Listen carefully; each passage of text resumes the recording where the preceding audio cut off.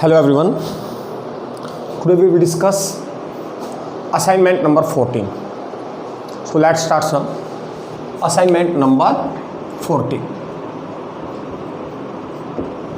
of vector analysis. As we have completed the 22nd chapter of R.D. Sharma, and now we have started the chapter 23rd, that is the product of two vectors. Moreover, the product of two vectors as dot product. So let's start now. Assignment number 14. In assignment number 14, let's check the questions. Your first question is, if the vector this and this are perpendicular. Let's see here. If the vector, this one is the question number first. The first question is, if the vectors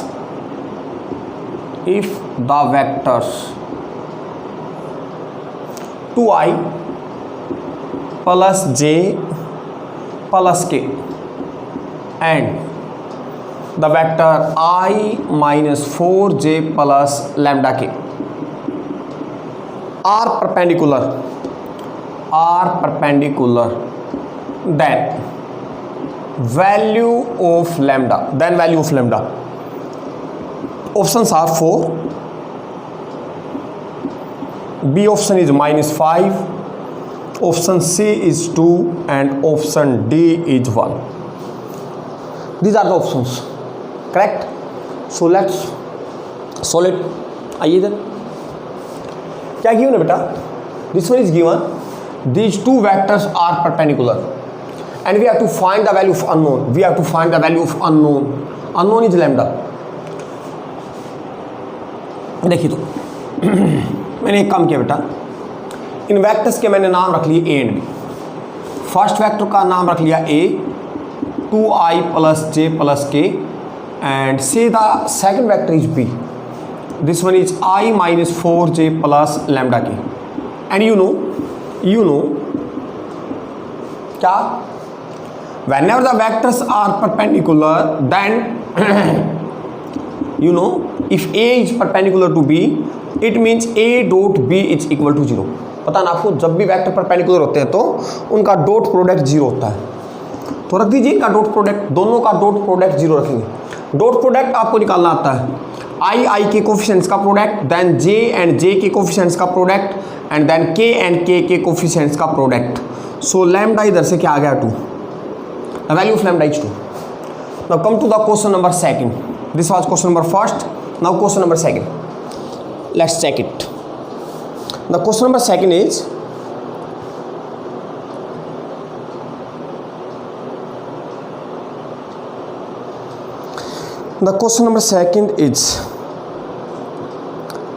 the value of sine of the angle between these two vectors. इसी में एक part और है, sorry question number first का ही एक part और है. ये क्वेश्चन नंबर फर्स्ट का ए पार्ट है बेटा, एंड ये क्वेश्चन नंबर फर्स्ट का बी पार्ट है, B part. There are two vectors again there are two vectors, say A B C. The vector A is I minus 2j plus 3k and the vector b is 2i plus j plus k, right? What we have to find? We have to find sine of the angle between them. We have to find the sine of the angle between them. मैंने options नहीं लिखे, options आपके पास assignment में गए हुए हैं, वहाँ से आप कंफर्म कर सकते हैं उन्हें. मैं डायरेक्ट इनके बीच में साइन ऑफ द एंगल निकाला हूँ. बड़ा सिंपल है. But we have to find sine theta. तो कोस थीटा अगर आ जाए तो साइन थीटा आप निकाल सकते हैं ना. देखिए तो हम कोस थीटा निकालेंगे. क्या निकालेंगे बेटा? Cos theta. And cos theta कैसे निकलता है? आपको फॉर्मूला पता है, A dot B is equal to magnitude of A, magnitude of B and then cos theta. तो इस फॉर्मूले का यूज कीजिए.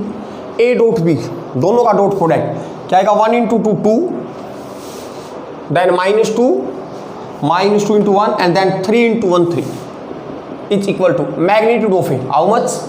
The magnitude of A is 1 plus 4 plus 9 under the root 14. भाई ये काम आप कर सकते हो. अब मैं ये करके दिखाऊंगा आपको मैग्नीट्यूड निकालने का. Then magnitude of B, how much? 4 plus 1 plus 1, that is under the root 6. and then cos theta.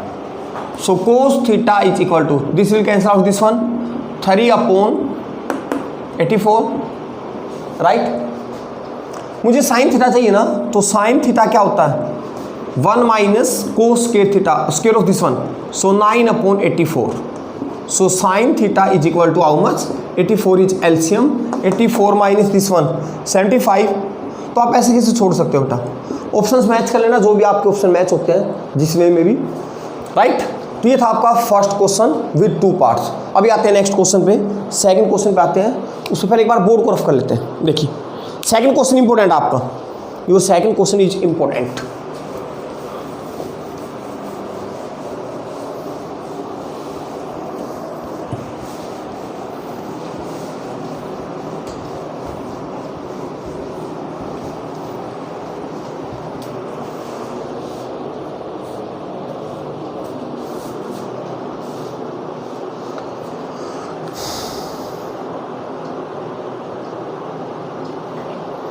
Second question is, there are two vectors alpha and beta. There are two vectors alpha and beta. The magnitude of alpha is named as b and magnitude of beta is named as b. Modulus, मोडुली भी बोल सकते हो आप इसे, लिख रखा आपकी statement में मोडुली. देन उसके बाद फिर ये क्या कहता है,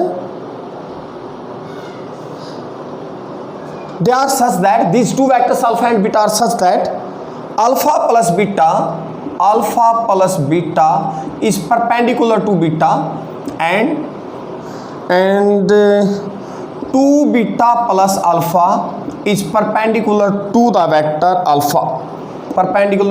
alpha, right? This one is given. Then you have to check which of the following condition is true. चलो मैं ऑप्शन लिख देता हूँ इस क्वेश्चन के मैं ऑप्शन लिख देता हूँ. इस क्वेश्चन के ऑप्शन है बेटा, द फर्स्ट ऑप्शन इज, ये बताना आपको कौन सा ऑप्शन ट्रू है. The first option is a is equal to b√2. Second option is a is equal to 2b. Third option is a is equal to b and the fourth option is 2a is equal to b.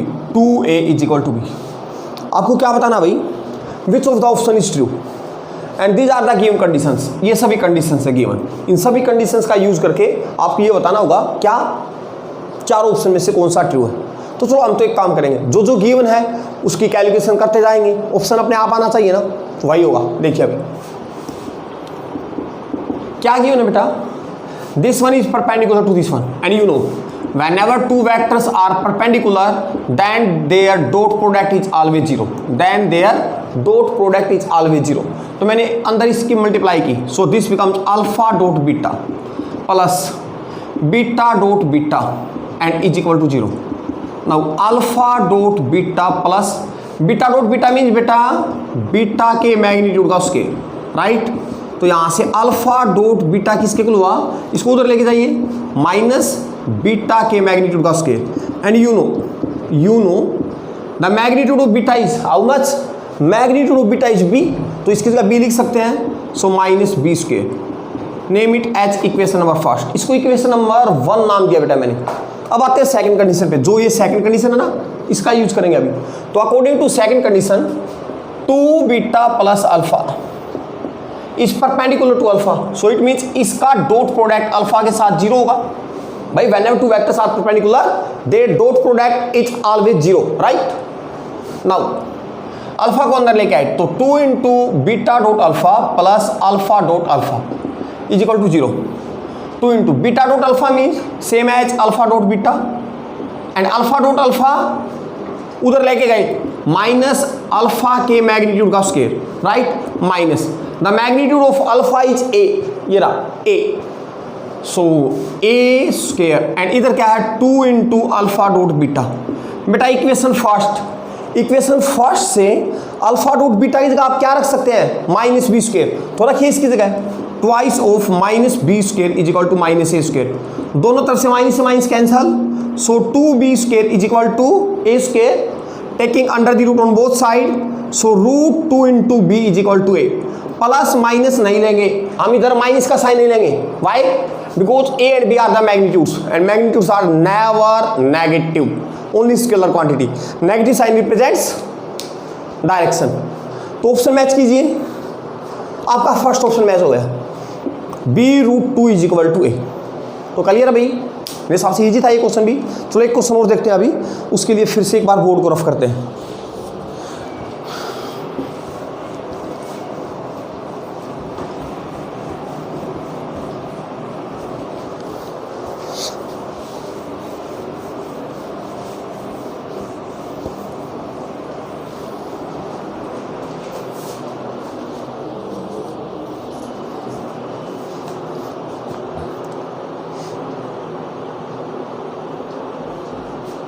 देखिए बेटा next question देखिए, next question third question, A and B are perpendicular, then which of the following is true, which of the following is true. भाई third question आपको try करेंगे, मैं fourth question करवा रहा हूं इसका, थर्ड क्वेश्चन आपको ट्राई करेंगे। देखिए इसमें क्या दे रखा है, in case of fourth question P and Q with the position vector of P and Q, there are two points P and Q, P and Q are the 2 points, and given that the position vector of this point have the magnitude P, small p, यहाँ capital P है बेटा, and the position vector of the point Q have the magnitude small q। तो ये capital Q क्या है, point है, simple. अब इसने इसके बाद क्या कहा देखिए, उसके बाद कह रहा है there are 2 point R and S, divide PQ internally and externally in the ratio 2:3। क्या कहा, there are 2 points, there is point R which divide PQ in 2:3 internally, and there is another point S which divides PQ externally in 2:3। Externally दिख रहा है ना, point S बाहर है तो externally. उसके बाद इसने ये भी कहा कि the OR is perpendicular to OS, this one is also given, the position vector of this point R is perpendicular to the position vector of this point S, this one is given. And और क्या बोला, एक minute check कर लेते हैं, एक second रुकना बेटा।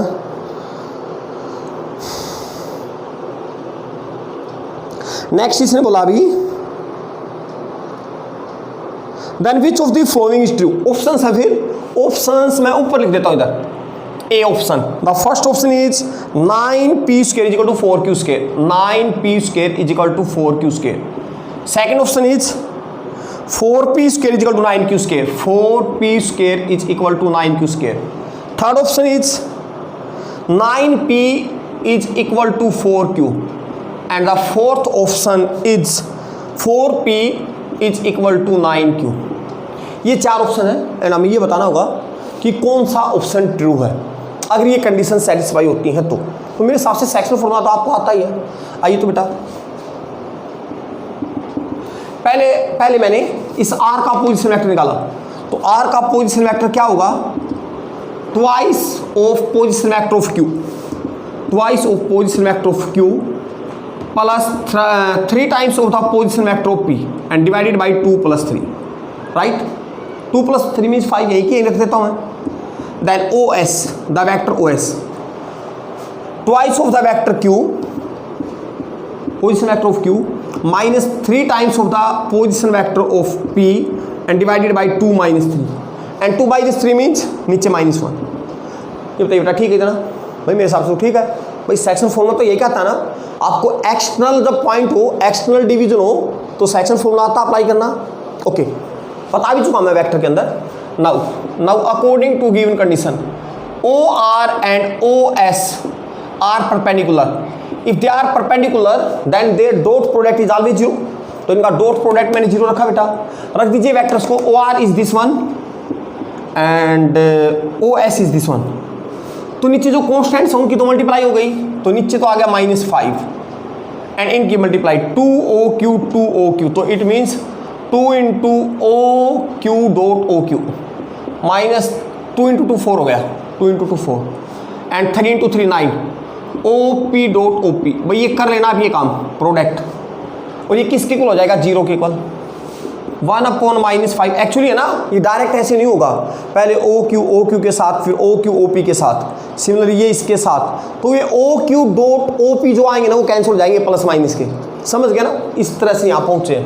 Then O Q dot O Q क्या होगा बेटा, ओ क्यू के मैग्नीट्यूड का square 9 into O P dot O P के मैग्नीट्यूड का स्क्वायर। आज के लेक्चर में बात बता चुका हूँ क्यों हुआ ऐसा, और इक्वल टू 0 आई, -5 को उधर लेके जाइए 4 इंटू ओ क्यू का मैग्नीट्यूड क्या है, क्यू के इक्वल, तो Q square -9 into P square is equal to 0, तो 4 square is equal to 9 P square. Option देखिए कौन सा मैच हुआ आपका, 4 square is equal to 9 P square, first option, your first option is correct, right. तो मेरे हिसाब से समझ में आ चुका है। ये था आपका असाइनमेंट नंबर 14। 13th मैं अभी डाल चुका हूँ, पहले एक लेक्चर जो था 13th असाइनमेंट का वो डाल चुका हूँ मैं, तो आप दोनों को देख लेना। एंड जो इससे पहले के असाइनमेंट्स हैं मैं वो भी डाल रहा हूँ साथ के साथ, और आगे वाले कंटिन्यू रहेंगे, ठीक है ना। तो सभी के सभी ऑब्जेक्टिव क्वेश्चंस की प्रैक्टिस कीजिए बेटा, मोस्ट इंपोर्टेंट। कंसेप्ट क्लियर करने के लिए ऑब्जेक्टिव क्वेश्चन ही होते हैं, सब्जेक्टिव ठीक है प्रैक्टिस के लिए होते हैं, लेकिन अगर कंसेप्ट को डीपली अगर आपको समझना है तो ऑब्जेक्टिव क्वेश्चन सोल्व करने जरूरी होते हैं, लेवल अच्छा होना चाहिए उनका, ठीक है ना। तो चलो मिलते हैं आपसे नेक्स्ट असाइनमेंट के साथ। ओके बेटा, थैंक यू।